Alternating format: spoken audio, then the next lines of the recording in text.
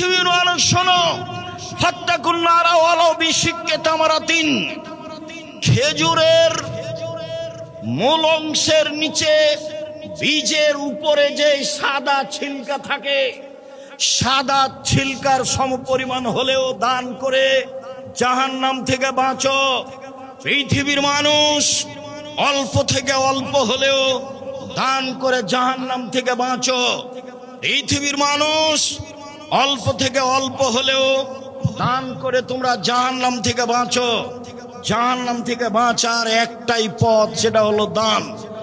সরাসরি জান্নাত কেনার একটাই পথ, সেটা হলো দান। রাসূল সাল্লাল্লাহু আলাইহি সাল্লাম বলেন, ইয়া মাশারান নিসা তাসাদ্দাকনা ফাইন্নী উরিতুকুন্না আকসারা আহলিন নারে। মহিলারা শোনো, আমি তোমাদের অধিকাংশই দেখি জাহান্নামে।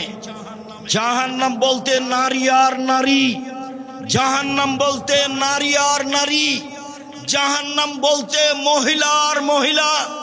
পৃথিবীর মহিলারা শোনো, তোমরা দান করে জাহান্নাম থেকে বাঁচো।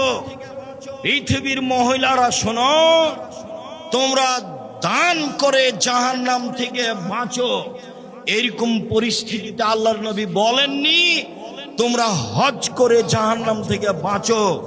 এরকম পরিস্থিতিতে আল্লাহ নবী বলেননি তোমরা রাতে তাহাজ্জুদ পড়ে জাহান্নাম থেকে বাঁচো।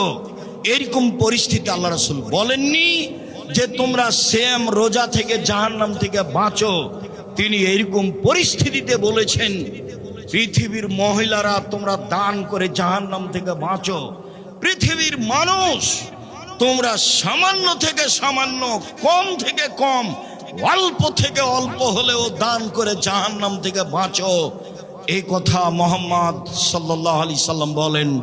সম্মানিত দিনী ভাই বোন, আব্দুল্লাহ ইবনে মাসউদের স্ত্রী জায়নাব তিনি বলছেন, আল্লাহ নবী বললেন, শোনো মহিলারা, তোমরা জাহান্নাম থেকে বাঁচাও, তোমরা জাহান্নাম থেকে বাঁচো। ওয়াইন মিন হুলিয়াকুন্না, গায়ের গয়না দান করে হলেও।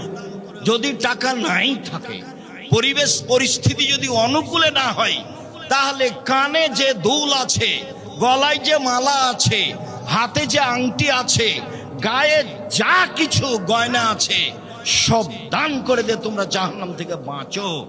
এই কথা মুহাম্মদ সাল্লাল্লাহু আলাইহি ওয়াসাল্লাম বলেন।